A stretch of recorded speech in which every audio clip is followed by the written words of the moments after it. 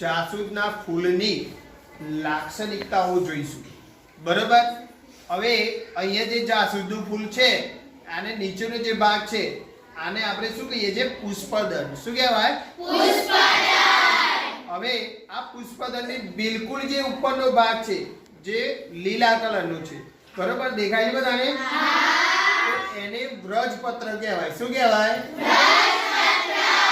હવે એના ઉપર જે આ લાલ રંગનો ભાગ છે, બરોબર, જે અલગ અલગ રંગોનો હોય છે, બરોબર, તો એને આપણે દલપત્ર કહીએ છીએ. શું કહીએ છીએ? દલપત્ર. અને એનું બીજું પણ એક નામ છે, ફૂલમણી. શું છે? ફૂલમણી. હવે આને આપણે આ ઉપરથી જોઈએ તો આમાં જે આ પીળા રંગના દેખાય છે ને તમને, એ પુકેસર છે. શું છે? પુકેસર. અને એની ઉપર બિલકુલ જે વેલ્વેટ હોય ને, વેલ્વેટ, એ ટાઈપના તમે જો તો 5 નાના નાના દડા જેવું છે. એને આપણે સ્ત્રીકેસરના પરાગાસન કહીએ છીએ. શું કહીએ છીએ? સ્ત્રીકેસરનું પરાગાસન. સ્ત્રીકેસરના 3 ભાગ હોય. એક પરાગાસન, પછી આ પાઇપ જેવી રચના દેખાય, બરોબર, એ પરાગનલિકા, અને અહીંયા અંદરના ભાગમાં હોય છે બીજાશય. બરોબર. તો આ થયા પુષ્પના ભાગો. હવે હું તમને બધાને એક એક ગ્રુપ વાઇઝ ફૂલ આપીશ, બરોબર, અને એ ફૂલનું તમારે અવલોકન કરવાનું છે. બરોબર. પુષ્પ. ચલો, બધાને ફૂલ મળી ગયું? ચલો, તમારું ફૂલ બતાવો. તમે પાછળ વાળા ફૂલ બતાવો, તમારી ટીમ વાળું. ચલો,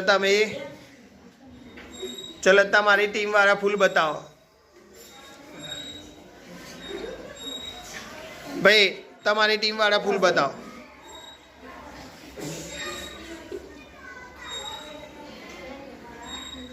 ઓકે, ચલો, તમારા ફૂલમાં પુષ્પદંડ બતાવો. તો પુષ્પદંડ ક્યાં છે? બતાવો. હા, ખૂબ સરસ.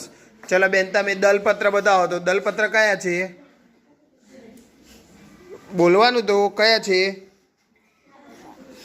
ચલો, તમે વ્રજપત્ર બતાવો. વ્રજપત્ર કયું છે? બરોબર. ચલો, તમે પરાગનલિકા બતાવો. કઈ છે? બરોબર છે. ચલો ભાઈ, તમે સ્ત્રીકેસરનું પરાગાસન બતાવો. પરાગાસન કયું છે સ્ત્રીકેસરનું? હા. ચલો, તમે પુકેસર કયું છે બતાવો. તો ખૂબ સરસ. ચલો ભાઈ, તમે વ્રજપત્ર બતાવો. વ્રજપત્ર કયું છે? બરોબર છે. ચલો, તમે દલપત્ર બતાવો. દલપત્ર કયું છે તમારે? દલપત્ર કયા રંગનું છે? દલપત્ર બોલો. ચલો ભાઈ, હવે બધા પોતાના જે પણ પુષ્પ છે એને દલપત્ર અલગ કરવાના છે. તો દરેક જણ પોતાના દલપત્ર અલગ કરશે. ધીમે ધીમે તમારે જે પણ પુષ્પ મળ્યું છે એ પુષ્પમાંથી તમે એક એક દલપત્ર અલગ કરો. પહેલા તમે વ્રજપત્ર જે છે એ ધીમે ધીમે દૂર કરો અને તેમાંથી તમે દલપત્ર અલગ કરો. અને દરેક જણ પણ ગણશે કે દલપત્રો કેટલા છે.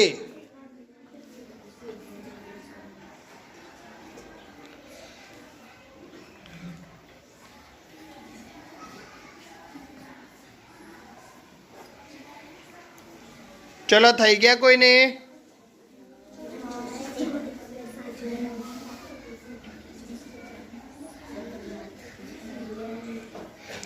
ચલો, દલપત્રો અલગ કર્યા? દલપત્ર એક એક અલગ કરવાનું છે એમાંથી. હા, એ દલપત્ર અલગ કરો. બહુ ધીમે રહીને સાચવીને. અંદર દલપત્રની અંદર નીચે શું રક્ષાયેલું છે ખબર છે કોઈને? શું હોય? બોલા દો. હા, એ બીજાશયને નુકસાન ના જાય. ખૂબ સરસ. બતાવો તો શું નીકળ્યું અંદરથી? હા. હવે બીજા કોઈને નીકળ્યું ભાઈ બીજાશય? બતાવો દો. હા. ચલો, કેટલા દલપત્રો નીકળ્યા? ગણ્યા તમે? કેટલા નીકળ્યા? ચલો, આ બાજુ દલપત્રો અલગ કર્યા? હા. ખેંચો ધીમે રહીને.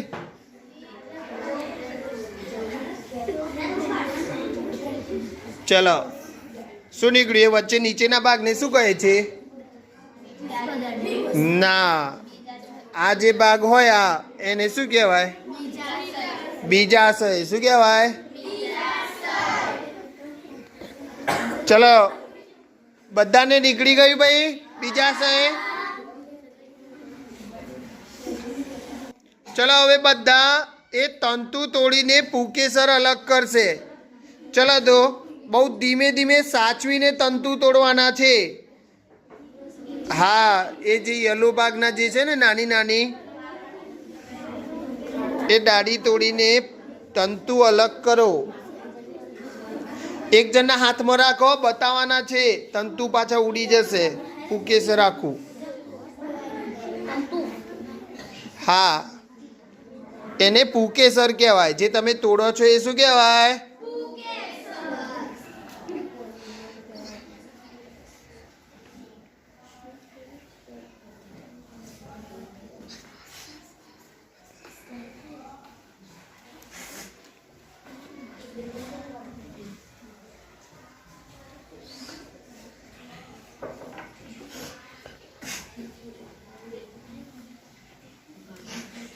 ચલો ભાઈ, શું તોડો છો તમે? તંતુ, પુકેસર. બરોબર, તો એ પુકેસર અલગ પણ કરી દીધા. હા હા હા, બધા દૂર કરી દીધા. પણ તમે તો ઉપર પુકેસરનું જ તોડ્યું, ખાલી તંતુ તો તોડ્યા જ નહીં. વાંધો નહીં હો. ચલો તમે અલગ કર્યા ભાઈ.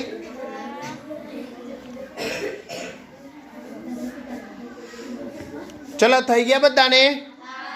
બરોબર. તો હવે જે ભાગ જોવા મળે છે આપણને, બરોબર, એ આપણું આખું સ્ત્રીકેસર છે. શું છે? બોલો શું જોયું તમે? ઉપર છે, પછી પરાગ નલિકા અને નીચે. બરોબર, શું જોયું તમે? આ બોલો. હા, એમાં શું જોયું? પરાગાસન, પછી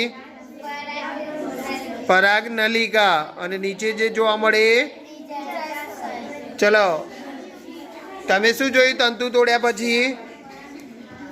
બોલો. સ્ત્રીકેસર. શું જોયું? એમાં ઉપર શું દેખાય છે ટોચવાળા ભાગે? બોલો. પરાગાસન. અને વચ્ચે નલિકા જેવો ભાગ છે એને શું કહેવાય? બોલો. પરાગ નલિકા. અને નીચે જે ભાગ છે એને બીજાશય. શું કહેવાય? ચલો પુકેસર તોડ્યા પછી શું જોવા મળ્યું તમને? હા બોલો, બતાવો તેમાં. બોલો, ઉપર હોય ને શું કહેવાય? પરાગાસન. પછી વચ્ચે નલિકા જેવો ભાગ છે એને શું કહેવાય? અને નીચે. ચલો હવે તમે બતાવો, પુકેસર તોડ્યા પછી શું જોવા મળ્યું? હા બોલો, તો એમાં શું જોયું તમે? પછી અને નીચે. ખૂબ સરસ. ચલો ભાઈ, પુકેસર તોડ્યા પછી શું જોયું તમે? બતાવો તો શું જોયું? પરાગાસન. પછી પરાગ નલિકા અને નીચે. બરાબર. ચલો શું જોયું તમે ભાઈ પુકેસર તોડ્યા પછી? સ્ત્રીકેસર. એમાં શું જોયું? ઉપર પરાગાસન, પછી વચ્ચે પરાગ નલિકા અને નીચે જોઈએ ને શું કહેવાશે? બીજાશય. ચલો ભાઈ, તમે શું જોયું? સ્ત્રીકેસર. ચલો એમાં ઉપર શું જોયું? પરાગાસન. વચ્ચે શું જોયું? પરાગ નલિકા અને નીચેનો ભાગ છે બીજાશય. ઓકે, તો જો વિદ્યાર્થી મિત્રો, આજે આપણે જે જોયું ફૂલ એ કઈ વનસ્પતિનું હતું? બરાબર. તો આ જે આપણે ફૂલ જોયું ને એ જાસૂદનું ફૂલ હતું અને એમાં બધા જ લક્ષણો જોવા મળે છે. એટલા માટે એને લાક્ષણિક ફૂલ કહે છે. કયું ફૂલ કહેવામાં આવે છે? બરોબર. તો આજે આપણે જે જોયું એ પુષ્પના ભાગોનો અભ્યાસ કર્યો. શાનો અભ્યાસ કર્યો? ઓકે, સમજણ પડી?